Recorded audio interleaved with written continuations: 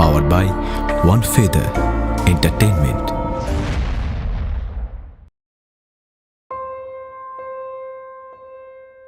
নমস্কার, আপনাদের সকলকে স্বাগত জানাই টক থিয়েটারের একটি নতুন এপিসোডে, powered by One Feather entertainment.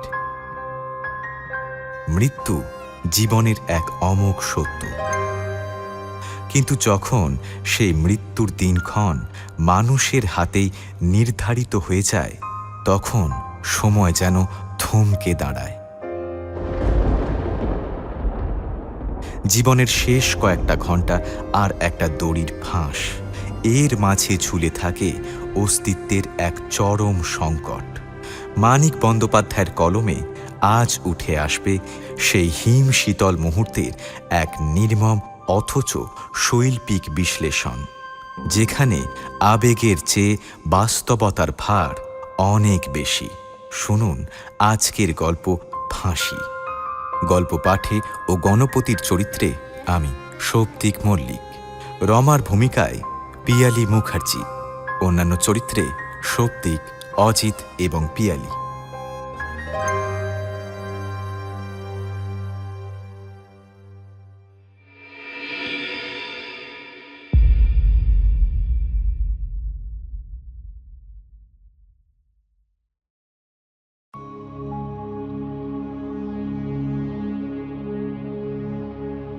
সন্দেহ নেই যে ব্যাপারটা বড়ই শোচনীয়। কে কল্পনা করতে পেরেছিল যে ৩২ বছর বয়স পর্যন্ত স্বাভাবিক শান্ত জীবনযাপন করবার পর গণপতি শেষ পর্যন্ত এমন একটা ভয়ানক ব্যাপারে জড়িয়ে পড়বে? শিক্ষিত সদ্বংশের ছেলে গণপতি, কথায় ব্যবহারে ভদ্র ও নিরীহ। তার জীবনে ধরতে গেলে একরকম সব দিক দিয়েই সুখ ছিল। সে কিনা একটা লজ্জাকর হত্যাকাণ্ডের আসামি হিসেবে ধরা পড়ল। লোকে একেবারে থ হয়ে গেল। চরিত্রবান সংযত প্রকৃতির ভদ্রলোকের মুখোশ পরে কিভাবে সকলকে এতদিন খুনিটা ঠকিয়ে আসছিল। কি সাংঘাতিক মানুষ! জগতে এমন মানুষও থাকে? গণপতিকে পুলিশ ধরবার পর ভয়ে, লজ্জায়, দুঃখে আধমরা আত্মীয় স্বজনদের চেয়ে পরিচিত ও অর্থ পরিচিত অনাত্মীয় মানুষগুলোর উত্তেজনাই যেন বেশি। বিচারের দিন আদালতে ভিড় যা জমেছিল তা বলবার নয়। কি ব্যাপার মশাই? আরে খুন খুন, কে জানে কি কেচ্ছা রয়েছে। নানান কথা ঘুরতে লাগল আদালতের প্রাঙ্গণে। টিকিট কিনে রঙ্গমঞ্চে মিথ্যা নাটকের অভিনয় দেখার চেয়ে আদালতে নারী ঘটিত খুনি মোকদ্দমার বিচার দেখা যে কত বেশি মুখরোচক, সে শুধু তারাই জানে। রোজ খবরের কাগজে আগের দিনের আইন আদালতের কার্যকলাপের বিবরণ পড়েও যাদের কৌতূহল মেটে না, বেলা 10টায় খাওয়া দাওয়া সেরে উকিল মোক্তারের মতো তারা আদালতে ছুটে যায়। বাড়িতেই গণপতির ৩ জন উকিল। তার বাবা রাজেন্দ্রনাথ এককালে মস্ত উকিল ছিলেন। মাসে এক সময় তিনি ১০,০০০ টাকা উপার্জন করেছেন। এখন ৭০ বছর বয়সে আর কোর্টে যান না। বড় ছেলে পশুপতি বছর ১২ প্র্যাকটিস করছে। বাপের মতো না হোক, নামডাক তারও মন্দ নয়। গণপতির ছোট ভাই মহিপতিও উকিল, তবে আন করা নতুন। বড় উকিলের বড় উকিল বন্ধু থাকে, সমব্যবসায়ী কিনা। গণপতির পক্ষ সমর্থনের জন্য অনেকগুলি নাম করা আইনজ্ঞ মানুষ একত্রিত হলেন। তাতে মামলার গুরুত্ব গুরুতর রকম বেড়ে গেল।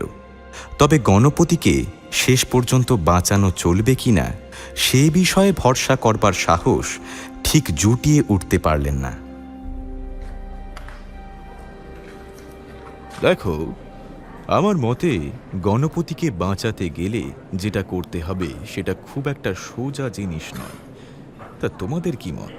হ্যাঁ, আপনার কথাটা কিছুটা ঠিক, তবে আমার কি মনে হয় জানেন তো, যেটা আমাদের এই মুহূর্তে সবার আগে করা প্রয়োজন তা হলো কেসটাকে ভালো করে স্টাডি করা। মুশকিল হলো এই যে মামলাটা একেবারেই জটিল নয়। মামলা যত জটিল হয়, আইনের বড় বড় মাথাওয়ালা লোক মামলাকে জটিলতর করে খুশি মতো মীমাংসার দিকে ঠেলে দেওয়ার সুযোগ পান তত বেশি। কিন্তু এটা অত্যন্ত সহজ সরল ঘটনা। বাইরে থেকে ঘরে শিকল তোলা ছিল, আর স্বয়ং পুলিশ গিয়ে সেই শিকল খুলেছিল। ভিতরে ছিল মাত্র রক্ত মাখা মৃতদেহটা, আর ভয়ে আধ পাগলা গণপতি। গোটা 2 টিকটিকি আর কয়েকটা মশা ছাড়া ঘরে আর কোনো দ্বিতীয় প্রাণী ছিল না। মশা অবশ্য মানুষ মারে, মানুষ যত মানুষ মারে তার চেয়েও ঢের ঢের বেশি। তবু কেন যেন এই খুনের অপরাধটা মশার ঘাড়ে চাপানোর কথাটা গণপতির পক্ষের উকিলেরা একবার ভেবেও দেখলেন না। তারা শুধু প্রমাণ করবার চেষ্টা করতে লাগলেন যে মৃতদেহটা আগেই ঘরের মধ্যে ছিল, পরে গণপতিকে ফাঁকি দিয়ে ঘরে ঢুকিয়ে বাইরে থেকে শিকল তুলে দেওয়া হয়। বড় বিপদ, দয়া করে একবার আসবেন। এই কথা বলে গণপতিকে ফাঁকি দিয়েছিল একটি লোক, যার বয়স ছিল প্রায় 40। পরনে ছিল কোচানো ধুতি, সিল্কের পাঞ্জাবি আর পালিশ করা ডার্বি শু।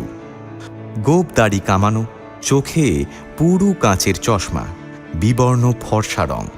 লোকটাকে দেখতে নাকি অনেকটা ছিল কলেজের প্রফেসরের মতো। বিচারক গণপতিকে জিজ্ঞেস করেছিলেন, চেহারা দেখে কিভাবে বুঝলে কলেজের প্রফেসর? কলেজের প্রফেসর হলেই মানুষের চেহারায় কোনো বৈশিষ্ট্য অর্জন করে কিনা গণপতিকে এই প্রশ্নের কোনো জবাব দিতে পারেনি। বোকার মতো সে হাঁ করে বিচারকের দিকে চেয়েছিল। আর কাউকে কি দেখতে পেয়েছিলে? ওই লোকটা ছাড়া আরও 3 জনকে দেখতে পেয়েছিলাম। কোথায়? বাড়ির সরু লম্বা বারান্দাটার শেষে, 3 তলার সিঁড়ির নিচে অন্ধকারে কারা যেন দাঁড়িয়েছিল। অন্ধকারে দাঁড়িয়ে থাকলে তাদেরকে দেখতে পেলে কিভাবে? বিচারকের এই প্রশ্নে বোকার মতন অনেকক্ষণ চুপ করে থেকে বলেছিল, আগে বুঝতে পেরেছিলাম, ছায়ার মতন মনে হয়েছিল। বিচারক সন্দিগ্ধ দৃষ্টিতে তার দিকে তাকালেন। এরপর আর বিশেষ দেরি হয়নি। 8-10 জন বেশ প্রসিদ্ধ উকিলের চেষ্টাতেও গণপতিকে বাঁচানো গেল না। বিচারক অবশেষে রায় শোনালেন। সমস্ত সাক্ষ্য প্রমাণের ভিত্তিতে মহামান্য আদালত আসামি গণপতিকে ফাঁসির হুকুম দিচ্ছে, to be hanged till death. তবে গণপতি চাইলে এই শাস্তির বিরুদ্ধে আপিল করতে পারে। বুড়ো রাজেন্দ্রনাথের ক্ষীণ দৃষ্টি চোখ দুটি কাঁদতে কাঁদতে প্রায় অন্ধ হয়ে গেল। গণপতির বোনেরা ও বৌদিরা যে কান্নার রোল তুলল, সমস্ত পাড়ার আবহাওয়াটা যেন তাতে বিষণ্ণ হয়ে আসলো। গণপতির বউ রমা বারবার মূর্ছা যেতে লাগল। তার ফলে তার যে গাল দুটি লজ্জা না পেয়েও সারাক্ষণ গোলাপের মতো আরক্ত দেখাতো, তা একেবারে কাগজের মতো ফ্যাকাশে বিবর্ণ হয়ে গেল। গণপতির বিধবা পিসি ঠাকুর ঘরে এত জোরে মাথা খুঁড়লেন যে ফাটা কপালের রক্তে চোখের জল তার খানিক ধুয়ে গেল। যাই হোক, যথাসময়ে আপিল করা হলো। অনেক চেষ্টা ও অর্থ ব্যয়ের দ্বারা গণপতির পক্ষে আরও কয়েকটি সাক্ষী ও প্রমাণও সংগ্রহ করা হলো। তার ফলে সন্দেহের সুযোগে গণপতি মুক্তি পেল। আইনের ভাষায় যাকে বলে বেনিফিট অব ডাউট। যে লোকটিকে খুন করার জন্য গণপতির ফাঁসির হুকুম হয়েছিল, তাকে কে বা কারা খুন করেছে পুলিশ তারই খোঁজ করতে লাগল। বাড়ি ফেরার অধিকার জুটল বিকেলে। আকাশ ভরে তখন মেঘ করেছে। বিকেলে খুব ঘটা করে মেঘ করলে মনে হয় এ আর কিছুই নয়, রাত্রিরই বাড়াবাড়ি। গণপতির কান্না পাচ্ছিল, আনন্দে নয়, শ্রান্তিতে নয়, বিগলিত মানসিক ভাব প্রবণতার জন্য নয়, সম্পূর্ণ অকারণে একটা চিন্তাহীন স্তব্ধ অন্যমনস্কতায়।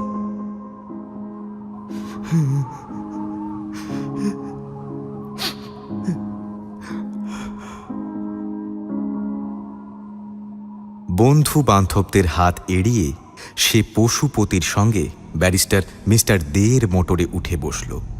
মোটরের কোণে গা এলিয়ে দিয়ে পশুপতি ফোঁস করে একটা নিঃশ্বাস ফেলল। তারপর নিজেই মিস্টার দের পকেটে হাত ঢুকিয়ে মোটা একটা সিগার সংগ্রহ করে সাদা ধপধপে দাঁতে কামড়ে ধরল। মিস্টার দে এক গাল হেসে বললেন, যাক বাবা। কি যে যাওয়ার অনুমতি পেল সেটা বোঝা গেল না। হয়তো গণপতির দুর্ভোগ, নয়তো অসংখ্য মানুষের পাগলামি ভরা দিনটা, আর নয়তো পশুপতি যে সিগারটা ধরিয়েছে সেটা। গণপতি পাংশু মুখ তুলে একবার তার পরিতৃপ্ত উদার মুখের দিকে চাইল, তারপর তাড়াতাড়ি মুখ ফিরিয়ে নিল বাইরের দিকে। একবার এই গাড়িতেই সে মিস্টার দের সঙ্গে বসেছিল। কোথায় যাওয়ার জন্য আজ সেই কথা ঠিক মনে নেই। গাড়ি ছাড়বার আগে মিস্টার দে হঠাৎ হাত বাড়িয়ে ফুটপাতের একটা ভিখারির দিকে একটা আনা ছুঁড়ে দিয়েছিলেন। দানের পুণ্য আলোর মতো সেদিন যেভাবে মিস্টার দের মুখখানিকে উদ্ভাসিত করে তুলেছিল, আজ জীবন দানের পুণ্যেও যেন তেমনই আলো দেখা গেল। অবিকল তেমনই মুখভঙ্গি মিস্টার দের। ভিখারিকে একটা আনা দিয়ে তিনি যেমন করেন। মানুষের অনুভূতির জগতে রীতি হয়তো এরকম। মুড়ি মুড়কির এক দর। জীবন ফিরে পেয়ে তার নিজেরও তেমন উল্লাস হচ্ছে কই? জীবনের কত অসংখ্য ছোট ছোট পাওনা তাকে এর চেয়ে শত গুণে উত্তেজিত করেছে, নিবিড় শান্তি দিয়েছে, এনে দিয়েছে দীর্ঘস্থায়ী মনোরম উপভোগ। সুদীর্ঘ ভবিষ্যৎব্যাপী বেঁচে থাকবার অধিকারের চেয়ে জ্যোৎস্না লোকে ছাদে বসে রমার সঙ্গে 1 মিনিট কথা বলার কল্পনা তার চেয়ে কত বেশি আনন্দের। দু ভাইকে বাড়ির দরজায় নামিয়ে দিয়ে মিস্টার দে চলে গেলেন।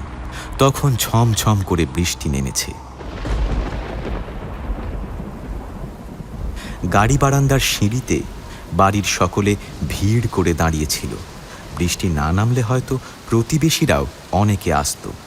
গণপতি নেমে প্রথমে রাজেন্দ্রনাথকে প্রণাম করবে। পিসিমা তাই সেই পর্যন্ত ধৈর্য ধরে থাকলেন। গণপতির প্রণাম শেষ হতেই তাকে বুকে জড়িয়ে ধরে হু হু করে কেঁদে উঠলেন। ওরে আমার বাপ ধন রে ঠাকুর, হে ঈশ্বর, তুমি মুখ তুলে চেয়েছো ঠাকুর, তোমার এত কৃপা। এ কান্না অবশ্য অপ্রত্যাশিত নয়। সকলেই জানত পিসিমা এমনভাবে কাঁদবেন। তাই খানিকক্ষণ সকলেই চুপচাপ দাঁড়িয়ে থেকে তাকে কাঁদতে দিল। গণপতির কেমন একটা অস্বাভাবিক লজ্জা বোধ হচ্ছিল। বাড়ি আসবার জন্য মিস্টার দের গাড়িতে উঠে কাঁদবার যে জোরালো ইচ্ছে তার হয়েছিল, হঠাৎ কখন যেন তার লোভ পেয়ে গেছে। নিজেকে লুকোতে পারলে এখন যেন সে বেঁচে যায়। নিজের বাড়িতে আপন জনের আবেষ্টনীর মধ্যে ক্রন্দনশীল পিসিমার বক্ষলগ্ন হয়ে থাকবার সময় জেলখানার তার সেই নিভৃত সেলটির জন্য গণপতির সমস্ত মনটা লোলুপ হয়ে উঠছে। মনে হচ্ছে আর কিছুক্ষণ এমনভাবে কাটলে তার মাথার মধ্যে একটা কিছু ছিঁড়ে যাবে যেন। আর কেউ কাঁদছে না দেখে পিসিমা একটু পরে আত্মসংবরণ করলেন। তখন পশুপতির স্ত্রী পরিমল বলল, ও মা, কি চেহারাই হয়েছে তোমার ঠাকুরপো। গণপতি গলা সাফ করে মৃদু একটু হেসে বিনয়ের সঙ্গে বলল, আর চেহারা? যার জীবন যেতে বসেছিল চেহারা দিয়ে সে কি করবে? এই কথাটাই গণপতি বলতে চাইছিল, কিন্তু শোনালো অন্যরকম। মনে হলো বৌদির স্নেহপূর্ণ উৎকণ্ঠার জবাবে সে যেন ভারী রূঢ় একটা উত্তর দিয়েছে। গণপতিও হঠাৎ তা খেয়াল করে মনে মনে অবাক হয়ে গেল। এমন শোনালো কেন কথাটা? রোগ হয়ে যার জীবন যেতে বসে সে ভালো হয়ে উঠলে এমনভাবে যখন কেউ তার চেহারা সম্বন্ধে উৎকণ্ঠা প্রকাশ করে, তখন অবিকল এমনভাবেই তো জবাব দিতে হয়। চেহারা কেন খারাপ হয়েছে উভয় পক্ষেরই যখন তা জানা থাকে, চেহারা সম্বন্ধে এই তো তখন বলা বলির রীতি, অথচ আজ এই কথোপকথন তার এতগুলো আপনজনের কানে গিয়ে আঘাত করছে। কারণটা গণপতি যেন বুঝতে পারল, রোগে যে রোগা হয়, চেহারা খারাপ হওয়ার অধিকার তার আছে, সেটা তার দোষ নয়। কিন্তু খুনের দায়ে জেলে গিয়ে রোগা হয়ে আসার অধিকার এই জগতে কারোর তো নেই। সে তো পাপের ফল, অন্যায়ের প্রতিক্রিয়া। তার দুর্বল দেহ ও পাংশু মুখ শুধু এই কথাটাই ঘোষণা করছে, অতি লজ্জাকর একটা খুনের দায়ে সে পুলিশের হাতে ধরা পড়েছিল। মাথাটা ঘুরছিল। গণপতি একবার বিহবলের মতো সকলের দিকে চেয়ে দেখল। এতক্ষণে তার চোখ পড়ল রমার দিকে, আর সকলে তার চারিদিকে ভিড় করে এসে দাঁড়িয়েছে। রমা কিন্তু কাছে আসেনি। পাশে লাইব্রেরি ঘরে ঢোকবার দরজাটার আড়ালে সে পাথরের মূর্তির মতো স্তব্ধ হয়ে আছে, অনেক দূরে, দীর্ঘ ব্যবধানে। তাকিয়ে থাকতে থাকতে ব্যবধানটা যেন ক্রমেই বাড়তে লাগল। তারপর তা লুপ্ত হয়ে গেল অন্ধকারে।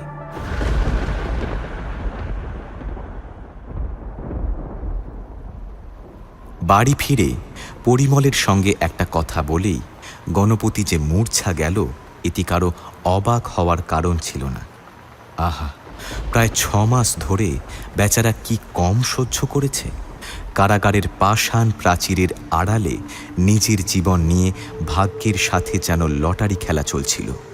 সে যে অনিশ্চিত ফলাফলের প্রতীক্ষায় একা দিন কাটাচ্ছিল তা তো শুধু নয়, বাইরের অদৃশ্য জগতের কাছে ঘাড় মোচড়ানো অফুরন্ত কাল্পনিক লজ্জা ভোগ করাও তো নয়। গণপতিকে যে অনেকগুলি দিন ধরে ফাঁসির দিনও গুনতে হয়েছে। ফাঁসি ভাবতে গেলেও সাধারণ মানুষের দম আটকে আসে। মূর্ছিত হয়ে পড়বে বই কি গণপতি?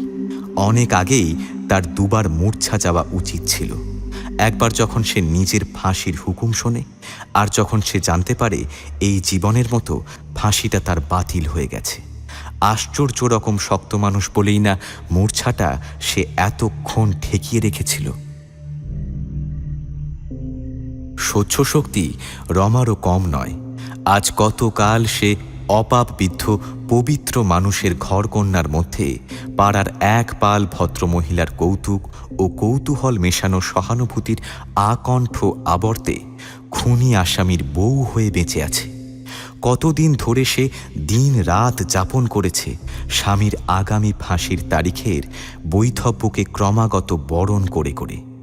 আপিল যদি না করা হতো, আজ রাত ভোর হলে কারও সাধ্য ছিল না রমাকে বউ করে রাখে।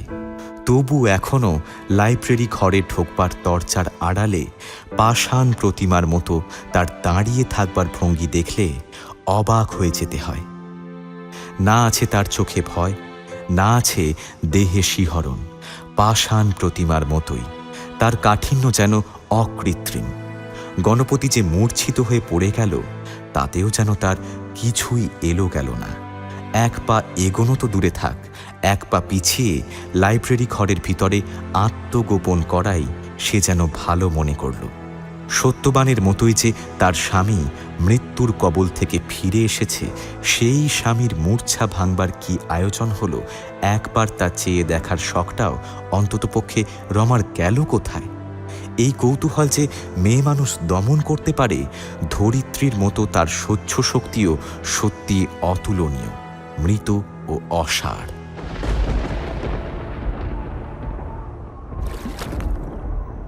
মাথায় জল দিতে দিতে অল্পক্ষণ পরেই গণপতির জ্ঞান ফিরে এলো।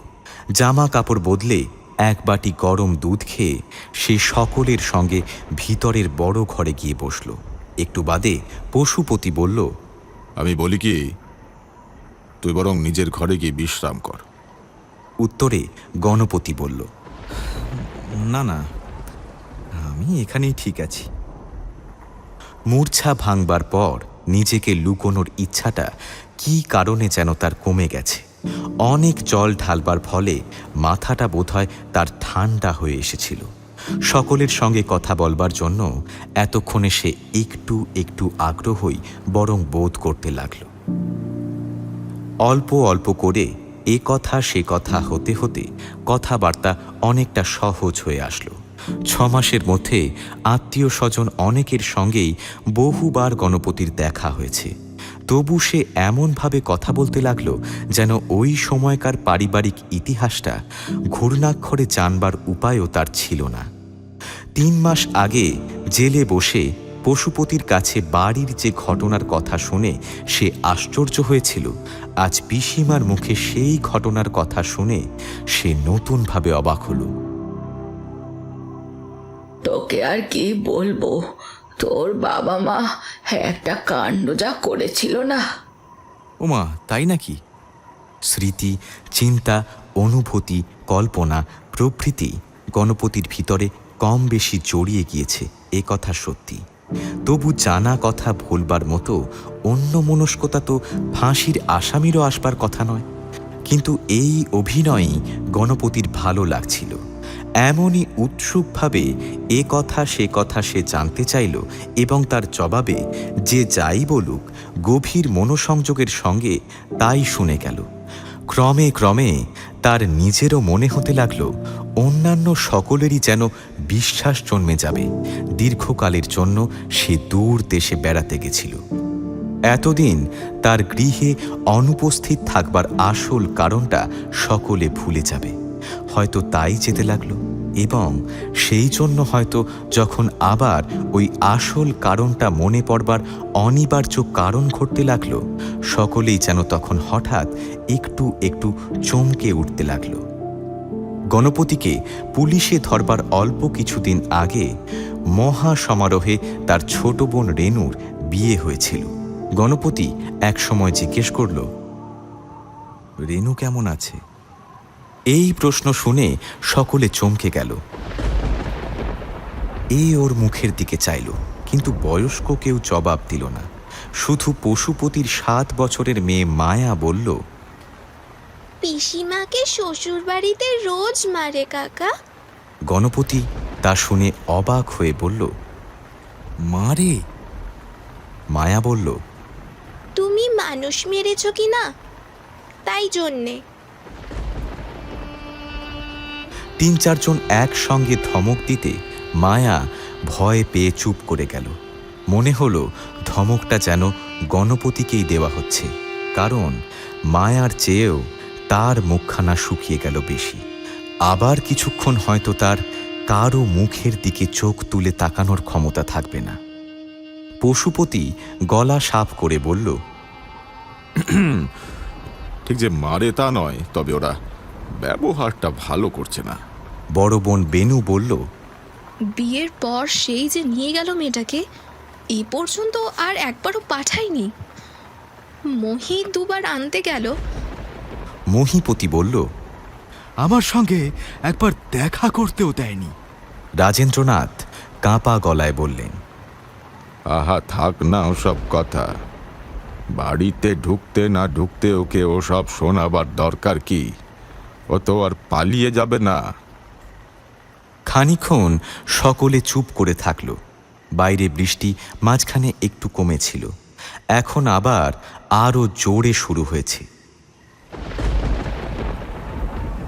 ঘরের মধ্যে এখন ভেজা বাতাসের গাঢ়তম স্পর্শ পাওয়া যায়। রমা এবারও ঘরে আসেনি, এবারও সে নিজেকে আড়াল করে রেখেছে পাশের ঘরের দরজার ওদিকে। তবে এবার আর সে দাঁড়িয়ে নেই, মেঝেতে বসে আছে। একতলার রান্নাঘর থেকে ডাল সম্ভারের গন্ধ ভেজা বাতাসকে আশ্রয় করে এসে এই ঘরে জমা হচ্ছে। পিসিমা কয়েক মিনিটের জন্য ঠাকুর ঘরে গিয়েছিলেন। প্রসাদ ও প্রসাদী ফুলের রেকাবি হাতে তিনি একসময় ফিরে এলেন। সকলের আগে গণপতিকে বললেন, জুতো থেকে পাটা খোলতো বাবা। জুতোর স্পর্শ ত্যাগ করে গণপতি পবিত্র হওয়ার পর পিসিমা প্রসাদী ফুল নিয়ে তার কপালে ঠেকালেন, তারপর হাতে দিলেন প্রসাদ এবং আজও আধা মমতা আধা ধমকের সুরে তার চিরন্তন অনুযোগটা শুনিয়ে দিলেন। ঠাকুর দেবতা তো কিছু মানবি নে, শুধু অনাচার করে বেড়াবি। এ ঘরের কেউ কিছু বলল না, কিন্তু পাশের ঘরের দরজার ওদিক থেকে অস্ফুট কণ্ঠে শোনা গেল, মাগো! পিসিমা চমকে বললেন। কে গো কানে বৌমা? পরিমল জিজ্ঞাসা করল। কি হলো রে রমা? রমার আর কোনো সাড়া শব্দ পাওয়া গেল না। পরিমলের কোলের ছেলেটি মেঝেতে হামা দিতে দিতে নাগালের মধ্যে এসে পড়েছিল। গণপতি হাত বাড়িয়ে তাকে কোলে তুলে নিল। তাকে আদর করবার ছলে মাথা হেঁট করে থাকাটা সহজ। রাজেন্দ্রনাথ কাঁপা গলায় বললেন, দেখ তো সুহাস, মেজ বৌমার কি হলো? ফিট হলো নাকি? পরিমল বলল, তুই বস, আমি দেখছি। উঠে গিয়ে নিচু গলায় রমাকে কি যেন জিজ্ঞাসাবাদ করে সে ফিরে এসে বলল, না, কিছু হয়নি তো। কিছু না, একেবারেই কিছু হয়নি। কি হবে ওই পাথরের মতো শক্ত মেয়ে মানুষটার? এই যে এতকাল গণপতি জেলখানায় আটকে ছিল, ফাঁসি এড়ানোর ভরসা কয়েকদিন আগেও তার ছিল না। রমা কি একদিনের জন্যেও আবেগে ভেঙে পড়েছিল? কাঁপতে কাঁপতে কাঁদতে কাঁদতে ননদ যা কারো বুকে একবার আশ্রয় খুঁজেছিল, কাউকে বিন্দু মাত্র টের পেতে দিয়েছিল তার কিছুমাত্র সান্ত্বনার প্রয়োজন আছে। এ কথা সত্যি যে যেদিন থেকে গণপতিকে পুলিশে ধরেছিল সেদিন থেকে সে হাসতে ভুলে গিয়েছে। দিনের পর দিন কথা কমিয়ে কমিয়ে প্রায় বোবা হয়ে গিয়েছে। রোগা হতে হতে তার সোনার বরণ কালি হয়ে গেছে।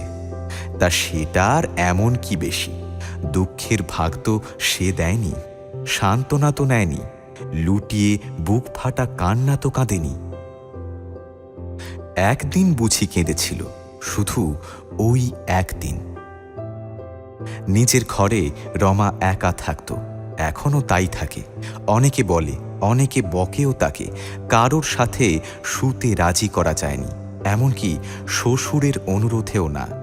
গভীর রাতে বাড়ির সকলে তখন ঘুমিয়ে পড়েছে, সুহাস ছাড়া। সেদিন সুহাসের বর এসেছিল, তাই বর বউ দুজনেরই হয়েছিল অনিদ্রা রোগ। অত রাতে ঘর ছেড়ে বেরিয়ে দুজনে হাত ধরাধরি করে রমার ঘরের সামনে দিয়ে যেতে যেতে সুহাস থমকে দাঁড়িয়েছিল। কান পেতে ঘরের মধ্যে বিশ্রী একটা গোঙানির আওয়াজ শুনে ভয়ে বেচারির স্বামী সোহাগে তাতানো দেহটা হয়ে গিয়েছিল হিম। বরকে ঘরে পাঠিয়ে তারপর সে ডেকে তুলেছিল পরিমলকে, বলেছিল, বড় মামি, ঘরের মধ্যে মেজো মামি গোঙাচ্ছে, শিগগির এসো। পরিমল সব শুনে বলেছিল, গোঙাচ্ছে? ডাক ডাক, তোর মামাকে ডেকে তোল। এই সুহাস, কি হবে মা গো? পশুপতিকে পিছনে করে পা টিপে টিপে গিয়ে পরিমল খানিকক্ষণ রুদ্ধ দরজায় কান পেতে রমার গোঙানি শুনছিল। তারপর জোরে জোরে দরজা ঠেলে ডেকেছিল, মেজো বউ, ও মেজো বউ, শিগগির দরজা খোল। প্রথম ডাকেই গোঙানি থেমে গিয়েছিল, কিন্তু তারপর অনেক ডাকাডাকিতেও রমা প্রথমে সাড়া দেয়নি। শেষে ধরা গলায় বলেছিল, আমি। দরজা খোল তো মেজো বউ, শিগগির দরজা খোল। কেন দিদি? পরিমল অবশ্য সে কৈফিয়ত দেয়নি, আরও জোরে ধমক দিয়ে আবার দরজাই খুলতে বলেছিল। রমারও আর দরজা না খুলে উপায় থাকে না। কি হয়েছে দিদি? তুই ঘুমোচ্ছিলি কেন রে মেজো বউ? রমা বিস্ময়ের ভান করে বলেছিল, ঘুমাচ্ছিলাম। কে বললে? বারান্দার আলোয় রমার মুখে চোখের জলের দাগগুলো স্পষ্টই দেখা যাচ্ছে। একটু থেমে ঢোক গিলে পরিমল বলেছিল, আমি নিজে শুনেছি তুই কাঁদছিলি, তাই না? না, কাঁদিনি তো। কে বললো কাঁদছিলাম? বলেই পশুপতির দিকে নজর পড়ায় রমা লম্বা ঘোমটা টেনে দিয়েছিল। তখন পরিমল বলেছিল, আমি আজ তোর ঘরে শোবো রমা। কেন? কি কৈফিয়তি যে মেয়েটা দাবি করতে জানে, অফুরন্ত। পরিমল ইতস্তত করে বলেছিল, না, যদি ভয় টয় পাস। ভয় পাবো কেন? আমারও তো ভয় নেই, বড় ঘুম পাচ্ছে দিদি। এই বলেই সকলের মুখের উপর দরজা বন্ধ করে দিয়েছিল রমা। কি রূঢ় ব্যবহার! মনে করলে আজও পরিমলের কাজ আলা করে। যাই হোক, তারপর থেকে রাতে বাইরে গেলে বাড়ির অনেকেই চুপি চুপি রমার ঘরের দরজায় কান পেতে ভিতরের শব্দ শোনবার চেষ্টা করেছে, কিন্তু আর কোনোদিন কিছু শোনা যায়নি। শোনা যাবেই বা কি করে? রমা কি সহজ মেয়ে? হোক না স্বামীর ফাঁসি, সে দিব্যি মস্ত একটা ঘরে সারা রাত একা নাক ডেকে ঘুমাতে পারে। আজ হঠাৎ অস্ফুট স্বরে একবার মা গো বলে ফেলেছে বলেই ওর যে কিছু হয়েছে এ কথা মনে করবার কোনো প্রয়োজন নেই। মিস্টার দের কড়া সিগার টেনে পশুপতির বোধহয় গলাটা খুসখুস করছিল। সে আর একবার গলা সাফ করে বলল, গনু, রেনুর জন্য তোকে ভাবতে হবে না। ওকে আসতে দেয়নি বটে, কিন্তু ওকে কষ্ট ওরা দেয় না। বিয়ের পর প্রথম শ্বশুর বাড়ি গিয়ে আর আসতে না দিলে মেয়েকে কষ্ট দেওয়া হয় কিনা গণপতি ধারণা করে উঠতে পারল না। কিন্তু বোনটার জন্য তার নিজের বড় কষ্ট হতে লাগলো। মৃদু স্বরে সে বলল, ওকে একটা তার করে দিলে হতো না? তোর কথা থাকে, কাজ নেই, কি আর হবে ওতে? মাঝখান থেকে বাড়ির লোকে হয়তো অসন্তুষ্ট হবে। কালকের খবরের কাগজেই তো সব পড়তে পারবে। খবরের কাগজ?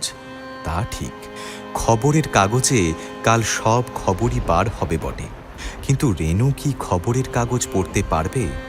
ভাই খুনের দায়ে ধরা পড়েছে বলে অতটুকু মেয়ে যারা আটক করে রাখতে পারে, এতখানি উদার কি তাদের হওয়া সম্ভব? গণপতি পরিমলের ছেলেকে মেঝেতে নামিয়ে দিয়ে বলল, তবু আপিলের ফলটা আগে থেকে জানতে পারলে। রাজেন্দ্র বললেন, তাই বরং দাও পশুপতি, রেনুর শ্বশুরকে একটা তার করে দাও, লিখে দিও, প্লিজ ইনফর্ম রেনু, নয়তো সে বেটা হয়তো মেয়েটাকে কিছু জানাবেই না। তার লেখার জন্য পশুপতি অফিস ঘরে গেল। মানুষের মধ্যে খোঁজ করলে সব সময় মানুষকে খুঁজে পাওয়া যায়, সে পাশবিকতা দিয়ে হোক বা দেবত্ব দিয়ে হোক। কে নিজেকে সম্পূর্ণ ঢেকে রাখতে পারে? ৩২ বছর যে পরিবারে গণপতি সহজ স্বাভাবিক জীবনযাপন করেছে, আজ সেখানে একটা বীভৎস অসাধারণত্ব অর্জন করে ফিরে এসে সে যে বিশেষভাবে অনুসন্ধিৎসু হয়ে উঠবে এবং এতগুলো মানুষের মধ্যে ক্রমাগত মানুষকে খুঁজে পেতে থাকবে, তাতে আশ্চর্যের কিছু নেই। পলকে পলকে সে টের পেতে লাগলো একটাই কথা, গণপতির মাথার মধ্যে ঘুরতে লাগলো একটাই কথা, এরা ভুলতে পারছে না। বিচার নয়, বিশ্লেষণ নয়, বিরাগ অথবা ক্ষুধাও নয়, শুধু স্মরণ করে রাখা যে তাদের এই গণপতির অকথ্য কলঙ্ক রটেছে। দেশের ও দশের কাছে সে পরিবারের মাথা হেঁট করে দিয়েছে। আইনের আদালতে ভালো রকম প্রমাণ না হোক, মানুষের আদালতে তার পাশবিকতা প্রমাণিত হয়ে গিয়েছে। ফাঁসির হুকুম রদ হয়েছে বটে, তবে এই ব্যাপারে এইখানে শেষ নয়, এখনো অনেক বাকি, অনেক মন ও মানের লড়াই। প্রত্যেকের ভিতরের মানুষটি এই অনিবার্য ক্ষতি ও বিপদের চিন্তায় ভীত ও বিমর্ষ হয়ে আছে। এই যে মানুষ, ভিতরের মানুষ, এ মানুষ বড় দুর্বল, বড় স্বার্থপর। গণপতির মনে হলো এর যে ফাঁসি হয়ে গেলেই অনেক সহজে সব ঝুঁকে যেতে পারত। যে নেই, কতকাল কে তার কলঙ্ক কাহিনী মনে রাখে? মনে করে রাখলেই বাকি, আমি না থাকলে এ বাড়িতে কেন তার কলঙ্কের ছায়াপাত হবে সেটা নিয়ম নয়। লোকে শুধু এই পর্যন্ত ভাবতে পারত এই বাড়িতে একটা বদ লোক থাকত, যে একটা স্ত্রীলোক ঘটিত অপরাধে জড়িত হয়ে একটা মানুষ খুন করে ফেলেছিল। সেই লোকটা এখন আর নেই। এ বাড়ির আবহাওয়া আবার পবিত্র, এ বাড়ির মানুষগুলো ভালো, কিন্তু এখন তা আর হবার নয়। দুষ্ট মানুষ ঘরে এসেছে, তার দোষে এই ঘরের আবহাওয়া দূষিত হয়েছে। দূষিত আবহাওয়া এই মানুষগুলোকেও মন্দ করেছে, অন্তত লোকে তো তাই ভাববে। এই চিন্তাগুলোই গণপতির মনের মধ্যে আন্দোলন তৈরি করে চলেছে। ভাবতে ভাবতে হঠাৎ রমার জন্য তার মনে গভীর মমতা দেখা দিল। জেলে বসে রমার কথা ভেবে তার খুব কষ্ট হতো। শুধু তার দুর্ভাগ্যের কথা ভেবে রমা যে যাতনা ভোগ করছে সেটা ভাবতে ভাবতে গণপতি একেবারে শেষ হয়ে যেত। কিন্তু এখন হঠাৎ সে বুঝতে পারল, স্বামীর জন্য শুধু ভেবেই রমা রেহাই পায়নি, নিজের অন্ধকার ভবিষ্যৎটার পীড়ন সহ্য করেই তার মহাশক্তির পরীক্ষা শেষ হয়নি, আরও অনেক কিছু জুটেছে। বাইরের জগৎ নরঘাতকের স্ত্রীকে যা দেয় সেসব যে কী, এবং সে সব সহ্য করতে একটা নিরুপায় ভীরু স্ত্রী যে কতখানি কষ্ট পেতে পারে সেটা ধারণা করবার মতো কল্পনা শক্তি গণপতির ছিল না। যেটুকু সে অনুমান করতে পারল তাতেই বুকের ভিতরটা তার তোলপাড় করতে লাগলো। নিজেকে সে বোঝাবার চেষ্টা করতে লাগলো, যাক, রমার একটা প্রকাণ্ড দুর্ভাবনা তো দূর হয়েছে। স্বামীকে ফিরে পেয়ে আজ তো মনে তার আনন্দের বাণ ডাকছে। এতদিন সে যদি অকথ্য দুঃখ পেয়েই থাকে, আজ আর সে কথা ভেবে লাভ কি? প্রতিকারের উপায়ও আমার হাতে ছিল না যে রমার দুঃখ কমানোর চেষ্টা করার জন্য আজ আমার আফসোস করা উচিত। জেলে বসে রমার দুঃখটা সে ঠিকমতো পরিমাপ করতে পারেনি। অন্যায় যদি কিছু হয়ে থাকে তা শুধু এই অন্যায়ের জন্য রমার আর কি এসে গেছে সে বুঝলেই তো রমার দুঃখ কমত না। রাত 2টোর সময় বৃষ্টি বন্ধ হলে পাড়ার 2-1 ভদ্রলোক এবং পাড়ার বাইরের 2-4 বন্ধু বান্ধব দেখা করতে এলেন। পশুপতির ইচ্ছে ছিল গণপতি আজ কারো সঙ্গে দেখা না করে। সেই সকলকে বলে দিল, গণপতির খুব শরীর খারাপ, সে শুয়ে পড়েছে। কিন্তু গণপতি এ কথা কানে তুলল না।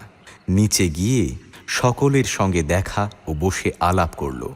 রমার কথা নতুনভাবে ভাবতে আরম্ভ করার পর গণপতি নিজের মধ্যে একটা নতুন তেজের আবির্ভাব অনুভব করছিল।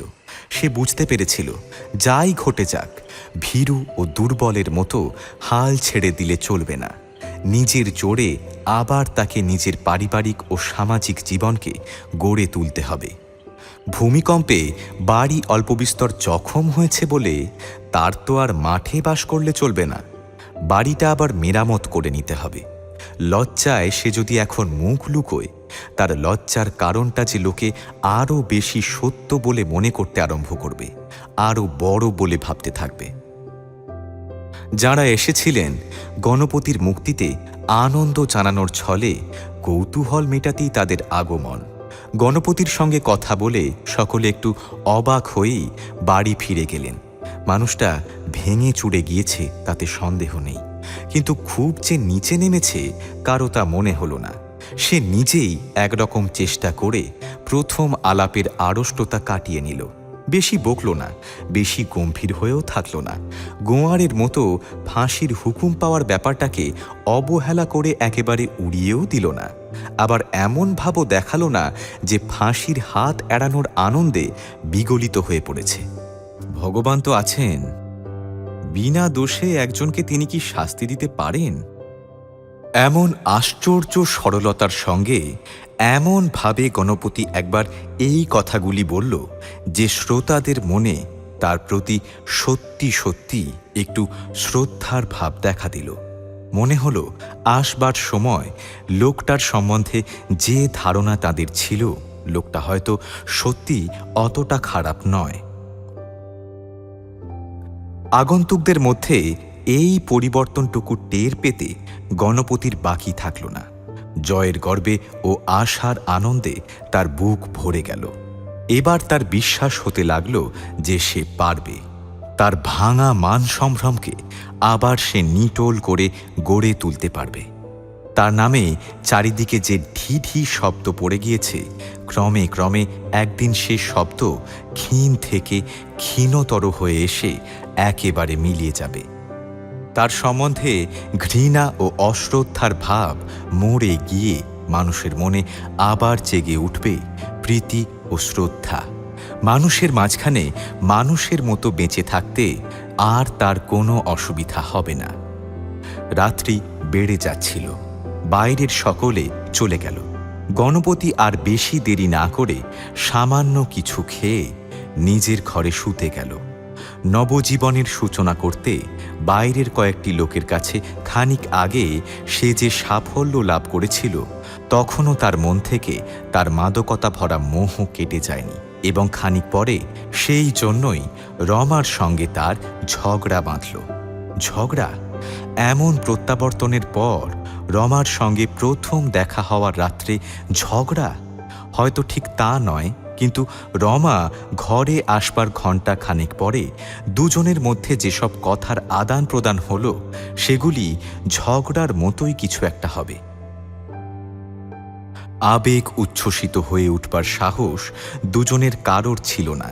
তাই ঘরে ঢুকে রমা যেমন ধীর পদে তার কাছে আসলো, সেও তেমনি ধীরভাবেই তাকে বুকের মধ্যে গ্রহণ করল। রমার ওজন অর্ধেক হালকা হয়ে গিয়েছে, কিন্তু গণপতি সেটা ভালো রকম টের পেল না। তার গায়ের জোরও যে অর্ধেক কমে গিয়েছে। রমার দু চোখ দিয়ে আস্তে আস্তে জলের ফোঁটা নামছিল। তোমায় ফিরে পাবো ভাবিনি যে।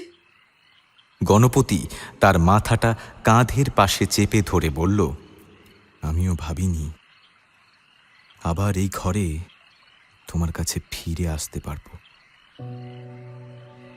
শুধু রমার কাছে নয়, এই ঘরে রমার কাছে ফিরে আসার কথা ভাবেনি।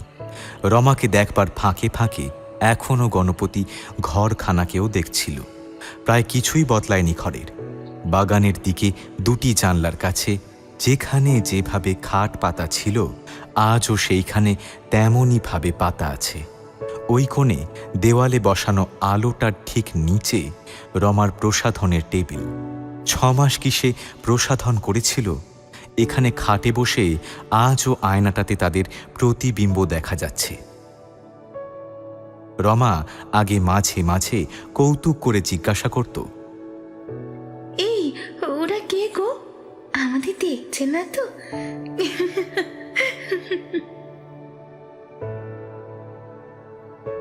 দেওয়ালে তাদের বিবাহের বেশে তোলা ফটো এবং এ বাড়ির ও রমার বাড়ির কয়েকজনের ফটো টাঙানো আছে। কেবল পুরনো যে 3টি দামি ক্যালেন্ডার ছিল, তার একটির বদলে এসে গেছে 2টি সাধারণ ছবিওয়ালা ক্যালেন্ডার। তার অনুপস্থিতির সময়ের মধ্যে একটা বছর কাবার হয়ে গিয়ে নতুন একটা বছর যে আরম্ভ হয়ে গিয়েছে। আরও একটা পরিবর্তন হয়েছে ঘরের ঔজ্জ্বল্য কমে গিয়েছে। মেঝেটা সেরকম ঝকঝকে নয়। ফটো আর ছবিগুলোতে অল্প অল্প ধুলো আর ঝুল পড়েছে। চারিদিকে আরও কত কত অদৃশ্য মলিনতা এসে জমেছে। রমা এক সময় জিজ্ঞাসা করল, প্রায় 1 ঘন্টা পরে,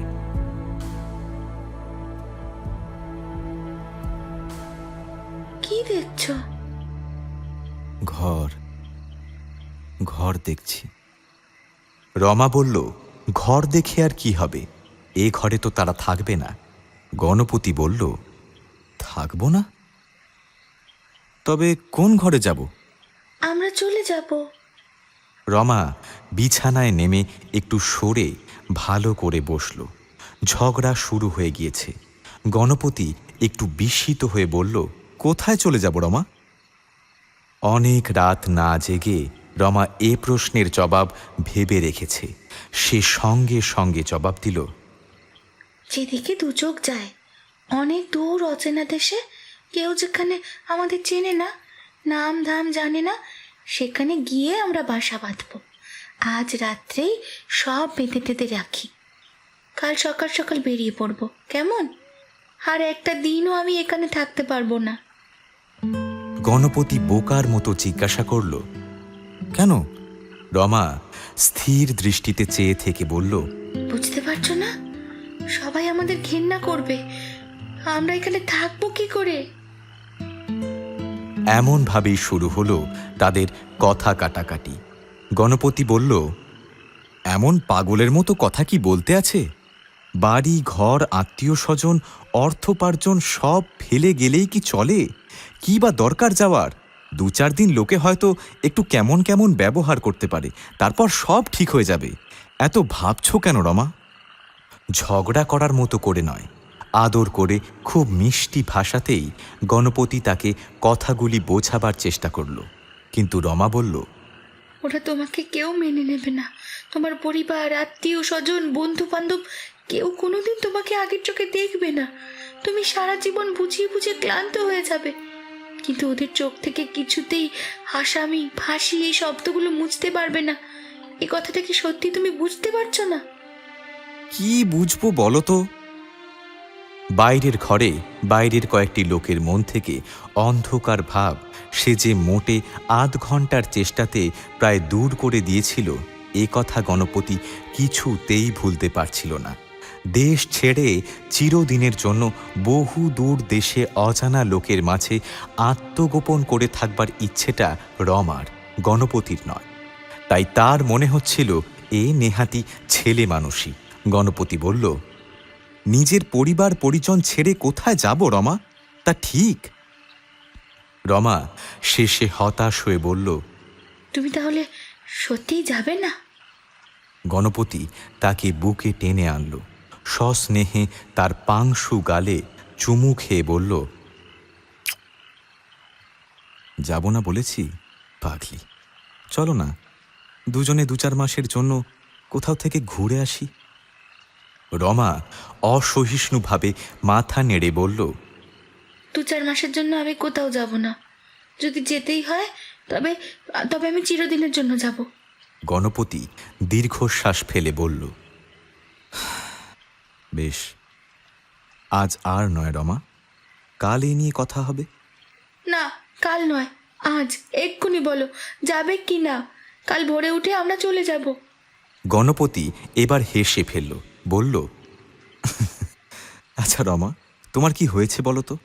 এমন করে কেউ কখনো যায়?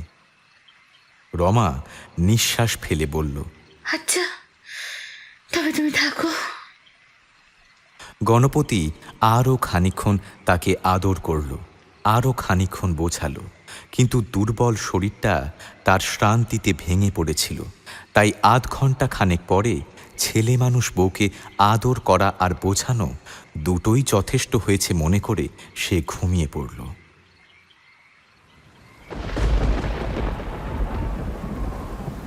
পরদিন সকাল থেকে বৃষ্টির তেজ বাড়ল আরও খানিকটা, আর সেই বৃষ্টির তেজের সাথে মিশল একটা হইচই। রাজেন্দ্র উকিলের বাড়িতে বিরাট হইচই। বাড়ির মেজবউ রমা নাকি গলায় ফাঁসি দিয়ে আত্মহত্যা করেছে। রমার দেহটা যখন সিলিং ফ্যান থেকে নামিয়ে বিছানায় শোয়ানো হলো, হতবাক গণপতি ফ্যাল ফ্যাল করে চেয়ে রইল। গত রাতের রমার কথাগুলো যেন এখনো কানে বাজছে গণপতির। রমার গলায় একটা পুরু দাগ জলজল করছে, ঠিক যেখানে গত রাতে সে চুমু খেয়েছিল। কাল রাতে যে ঘরটায় ফিরে এসে গণপতি শান্তি খুঁজতে চাইছিল, এখন সে ঘর থেকে পালাতে পারলেই যেন সে বেঁচে যায়। হঠাৎ চোখে পড়ল খাটের নিচে সাদা কাগজের মতন কি যেন একটা পড়ে আছে। একটু ঝুঁকে কাগজটা তুলে নিল সে। সেটা একটা চিঠি, রমার হাতে লেখা। এতদিন যে জেলে ছিল গণপতি, একদিনের জন্যেও রমা কোনো চিঠি তার উদ্দেশ্যে লিখে কারোর হাত দিয়ে পাঠায়নি। খানিক কাঁপা কাঁপা হাতে চিঠিটা খুলল সে। বিয়ের পর একবারই তোমাকে চিঠি লিখেছিলাম, আর সেভাবে প্রয়োজন পড়েনি। এখন আমার প্রয়োজন ফুরিয়েছে, তাই এই শেষ চিঠিটা লিখছি। এই কদিনের সংসারে একটা জিনিস বুঝেছি, সংসার আসলে মায়া ছাড়া কিছুই না। তোমার জেল হওয়ার পর থেকে প্রত্যেক দিন বেঁচে থেকেছি শুধুই মায়ায় পড়ে। কাল তুমি ফিরে এসে এই ঘরের দিকে যখন তাকিয়েছিলে, তোমার দু চোখ ভরে ছিল মায়া। আমি তখনই বুঝেছিলাম এ মায়া তোমার কাটবে না। তবু শেষ চেষ্টা করেছিলাম। ছোটবেলায় দিদার মুখে শুনেছিলাম, পতির পুণ্যে সতীর পুণ্য, কিন্তু পতির পাপে সতীর যে কি হতে পারে সেটা শেখালো এই 1 বছর। তোমার জেল হওয়ার পর থেকে জানলাম সমবেদনার আড়ালে যে কতটা ঘৃণা লুকিয়ে থাকতে পারে, সেটা আগে আমি জানতাম না। এই বাড়ির প্রত্যেকটা মানুষ প্রতিদিন যেন আমায় কাঠগড়ায় দাঁড় করিয়েছে। ঘরের দরজায় কান পেতে বারবার বুঝতে চেয়েছে আসামির বউ কি ভাবছে, কি আর করবি। এই তো ভবিতব্য, কপালের লিখন।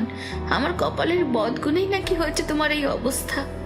বারবার নানান ধরনের হিসেব নিকেশ চলেছে আমাকে নিয়ে। তুমি তো একবার ফাঁসির জন্য দিন গুনেছ, আর আমি প্রত্যেক দিন ফাঁসি কাটে চলেছি।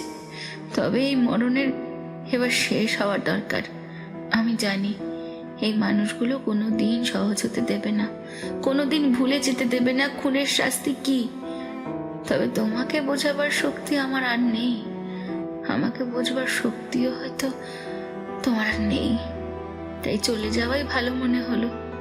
তুমি ভালো থেকো, মেনে নিও, মানিয়েও নিও। ইতি, রমা। চিঠিটা গণপতির হাত থেকে খসে পড়ে গেল। মাথাটা কেমন যেন করছে। ঘর থেকে বেরিয়ে বাথরুমে ঢুকলো গণপতি। কল খুলে চোখে মুখে জলের ঝাপটা দিল। তারপর আয়নার দিকে তাকালো একবার। গণপতির মনে হলো ওর গলাতেও কেমন যেন একটা দাগ, ঠিক রমার গলার মতন, ফাঁসির দাগ।